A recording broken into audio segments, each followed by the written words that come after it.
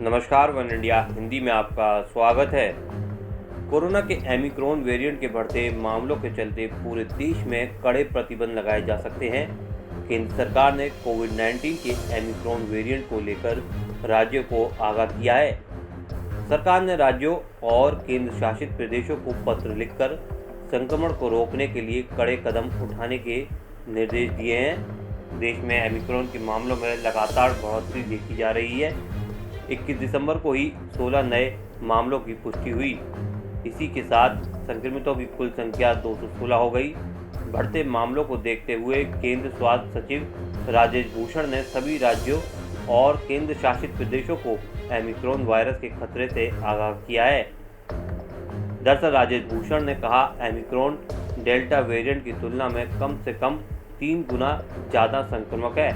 इसलिए स्थानीय और जिला स्तर पर ज़्यादा दूरदर्शिता, डेटा विश्लेषण, तेज निर्णय लेने और सख्त तत्परता रोकथाम कार्रवाई की ज़रूरत है। राज्यों और केंद्र शासित प्रदेशों को लिखे पत्र में केंद्रीय स्वास्थ्य सचिव राजेश भूषण ने राज्यों को वॉर रूम एक्टिव करने, सभी रुझानों और उछाल का विश्लेषण करते रहने की सलाह दी, चाहे वो कितना भी छोटा क्यों ना हो, और जिला या स्थानीय स्तर पर तेजी से कार्रवाई करते रहने के निर्देश दिए। उन्होंने पत्र में कहा कि डेल्टा अभी भी देश के कई हिस्सों में मौजूद है। उन्होंने राज्यों से ओमिक्रॉन के बढ़ते मामलों को देखते हुए प्रतिबंध और निगरानी बढ़ाने के लिए कहा है। उन्होंने कहा कि कोरोना के इस नए वेरिएंट के लिए स्थानीय हालात को देखते हुए कदम उठाए जाएं।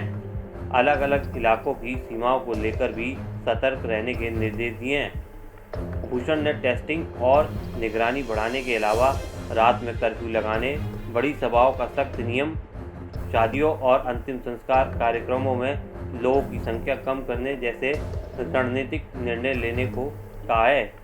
बता दें कि कोरोना के वेरिएंट ओमिक्रॉन के मामले ज़्यादातर देशों में सामने आ चुके हैं। WHO ने बताया कि ये वेरिएंट तेज़ी से फैल रहा है। इसमें सबसे ज़्यादा केस दिल्ली और महाराष्ट्र में दर्ज किए गए हैं। आंकड़ों के मुताबिक महाराष्ट्र में अब तक ओमिक्रॉन के सबसे ज़्यादा 65 केस दर्ज किए जा चुके हैं। दिल्ली में ओमिक्रॉन के 54 मामले दर्ज किए गए हैं, जिसमें 12 मरीज ठीक हो चुके हैं और 42 मरीज अस्पताल और आइसोलेशन में हैं। इस खबर में फ़िलहाल इतना ही। बने रहिए वन इंडिया हिंदी के साथ।